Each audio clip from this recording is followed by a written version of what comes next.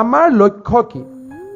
যদি আমি অসমক উদ্যোগীকৰণৰ বাবে লৈ যাব পাৰোঁ, অসমৰ কৃষি অৰ্থনীতিক যদি আমি শক্তিশালী কৰিব পাৰোঁ আৰু অসমৰ বাণিজ্যিক আৰু সেৱা খণ্ডক আমি যদি উজ্জীৱিত কৰিব পাৰোঁ, অসমৰ বাহিৰত কাম কৰা লাখ লাখ অসমীয়া যুৱকক আমি আমাৰ ৰাজ্যলৈ উভতাই আনিব পাৰিম।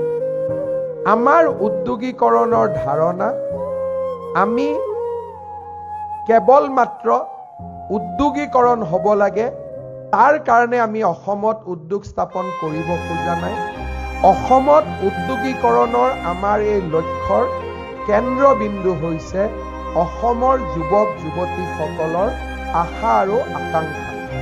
যোৱা কেইটামান দিনত আমি দেখিছোঁ ইনফোচিছ, TVS, HDFC দৰে অনুষ্ঠানসমূহে তেওঁলোকৰ ছফ্টৱেৰ AI ডেভেলপমেণ্ট চেণ্টাৰ আদি অসমত স্থাপন কৰিছে।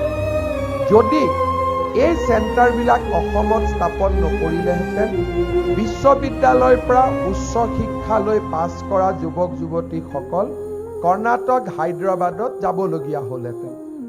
আজি যদি আমি অসমত উদ্যোগ স্থাপন নকৰোঁ, অসমৰ যুৱক যুৱতীসকলে জীৱিকাৰ সন্ধানৰ বাবে দাক্ষিণাত্য আৰু গুজৰাটৰ দৰে ৰাজ্যসমূহত যোৱাৰ বাবে বাধ্য হ'বলগীয়া পৰিৱেশ আমাৰ সন্মুখত আহিলেহেঁতেন। আজিৰ পৰা যদি 10 বছৰ আগতে আমি অসমখনৰ পৰিৱেশ আজিৰ দৰে নিৰ্মাণ কৰিব পাৰিলোহেঁতেন, এডভান্টেজ আছাম 2.0 ইয়াক যদি আজিৰ পৰা আমি 15 বছৰ আগত অনুষ্ঠিত কৰিব পাৰিলোহেঁতেন, হয়তো আজি অসমৰ 20 লাখ যুৱক যুৱতী বাহিৰত কাম কৰিবলগীয়া পৰিৱেশ নহ'লহেঁতেন। মই বিশ্বাস কৰোঁ আজি আমাৰ অসম এক স্বৰ্ণীল কালখণ্ডত প্ৰৱেশ কৰিছে।